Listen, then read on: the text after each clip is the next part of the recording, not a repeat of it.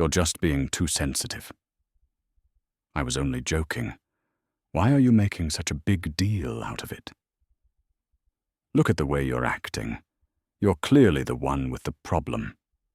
If those phrases sound painfully familiar, you've probably run into a sneaky but powerful manipulation tactic called minimization. It's a form of emotional abuse designed to make you feel like you're going crazy for being hurt and to make you second-guess your own reality. It's an insidious tool that slowly but surely chips away at your confidence and who you are. But what if you could see it coming a mile away? What if you had the exact words to shut it down and take your power back? In this video, we're not just going to expose how it works. I'm going to arm you with the precise strategies and phrases you need to dismantle these psychological games and protect your reality. Stick with me, because by the end of this, you'll have a complete toolkit to defend yourself against this toxic behavior. So, what is manipulative minimization, really? At its heart, minimization is a tactic where someone deliberately downplays or trivializes their own harmful actions, or more importantly, your feelings about them. It's a close cousin to denial and a key ingredient in gaslighting. The manipulator isn't necessarily denying something happened, but they are fiercely denying its importance and its impact on you. They might admit to some tiny piece of what they did, but they'll frame their worst behaviors as not a big deal, leaving you to doubt your own memories and feelings. This is so damaging because it's designed to silence you, to crush your confidence, and make you question your own sanity. When someone you trust repeatedly tells you that your legitimate feelings are an overreaction, you might actually start to believe them. This is how manipulators dodge responsibility and hold on to power and control. Make no mistake, this isn't just a defense mechanism to make them feel better. It's a calculated strategy to control how you see them and to avoid ever having to change. So why do they do it? Manipulators, especially those with narcissistic or antisocial traits, use minimization to escape accountability. They often know their behavior was wrong. In fact, if they truly thought it was no big deal, they wouldn't be trying so hard to downplay it. Their goal is to convince you that you're the problem for reacting, not them for what they did. This flips the blame, allows the cycle of abuse to continue, and makes sure the real problem is never, ever addressed. They get to control the story, and you're left feeling confused, invalidated, and completely alone. To really defend yourself, you have to recognize this tactic in all its ugly forms.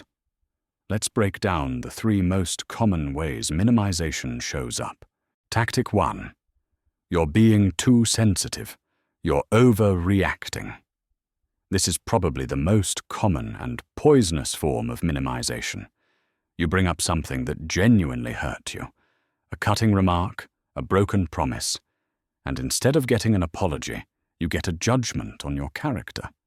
Lines like, "You're overreacting," "You're just too emotional," or the classic, "Stop being so sensitive," are all about silencing you.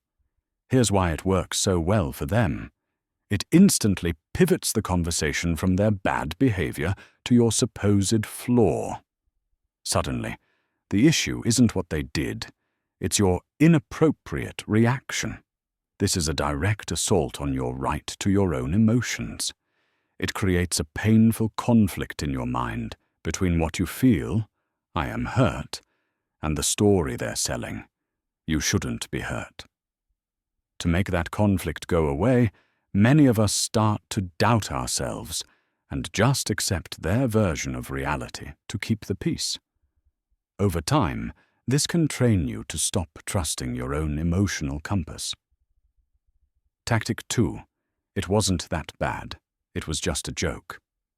This tactic tries to rebrand aggression as humor or something harmless. the manipulator lobs a hurtful comment your way, and when you flinch, they hide behind the excuse, "I was only joking," or "Wow, can't you take a joke?" This puts you in a terrible double bind. If you play along with the joke, you have to swallow the pain. But if you challenge it, you're accused of not having a sense of humor, which just reinforces their idea that you're too sensitive.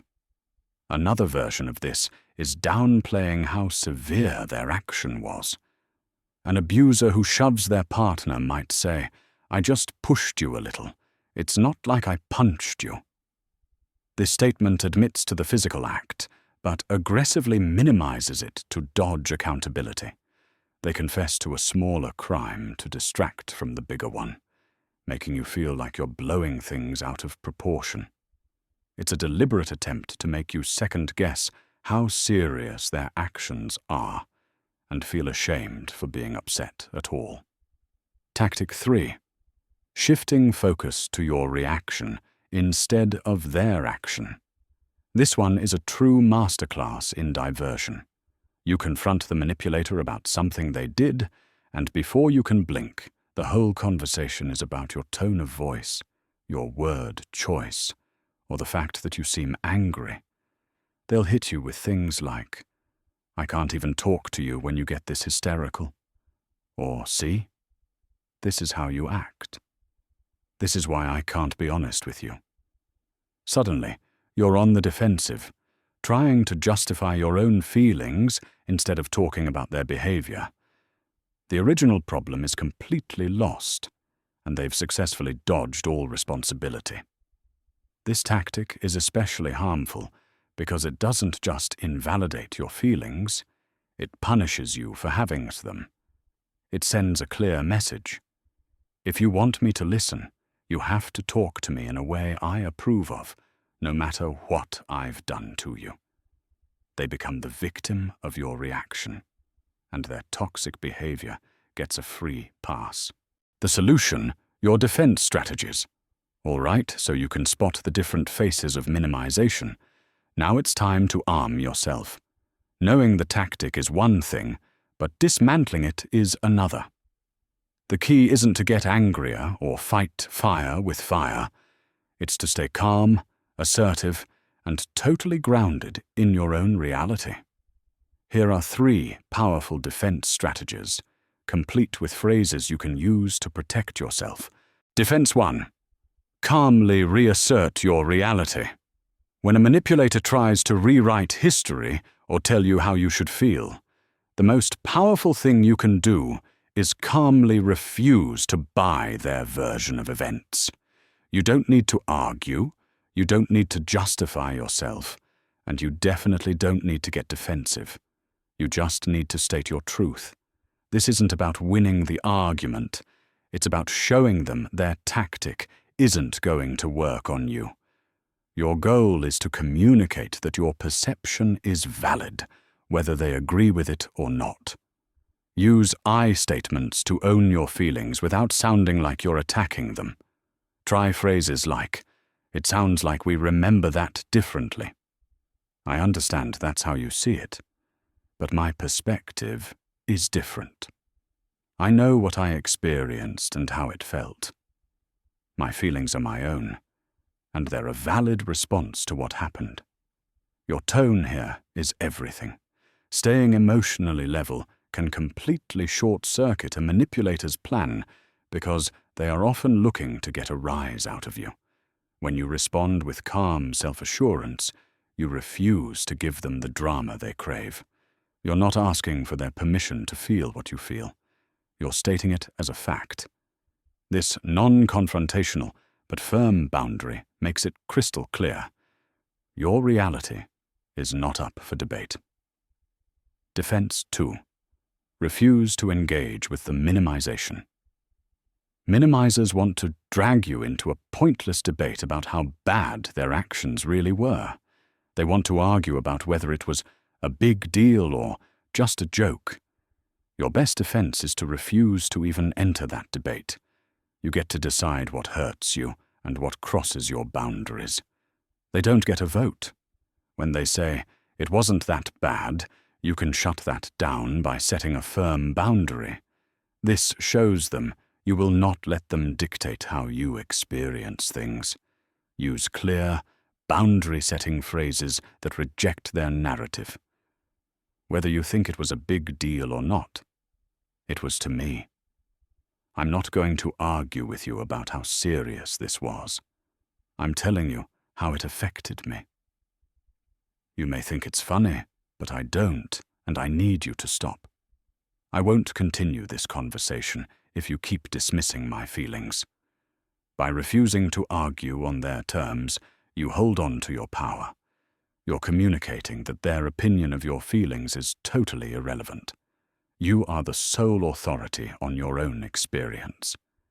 When you say something like, "I get to decide that," you're not starting a negotiation. You're ending one. Defense 3. Hold the focus on their behavior. This is the perfect antidote to their diversion tactics. A manipulator wants to talk about how you're talking, not what you're talking about. Your job is to be a broken record, calmly and consistently steering the conversation back to the original issue, their behavior. Don't take the bait and start defending your tone or your emotions. Acknowledge their point briefly, and then immediately pivot back. This takes a lot of self-control, but it's incredibly effective at forcing them to face the issue. Here are some phrases to keep the focus where it belongs. We can talk about my reaction later, but right now, we need to stay focused on what you did. I'm not getting sidetracked by a discussion about my tone. The issue is the comment you made. I understand you think I'm being intense, but my feelings are a response to your actions, and that's what I need to talk about. You're shifting the blame to my reaction to avoid taking responsibility for your actions. This strategy is so powerful because it defeats their primary goal, evasion. You're showing them that you see their tactic for the smokescreen it is, and you're not falling for it. By keeping the spotlight on their behavior, you make it clear that accountability isn't optional. You're standing up for your right to address a problem without being derailed. Recognizing and standing up to minimization is a skill, and like any skill, it gets stronger the more you use it. If these tactics and defense strategies hit home for you, and you want to learn more about protecting your mental space and building rock-solid psychological resilience, make sure you subscribe and hit that notification bell. We're always exploring how to build healthier relationships and empower ourselves, and we'd love for you to be part of the community. Conclusion.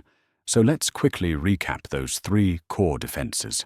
First, calmly reassert your reality. You own your experiences. Second, refuse to debate their minimization.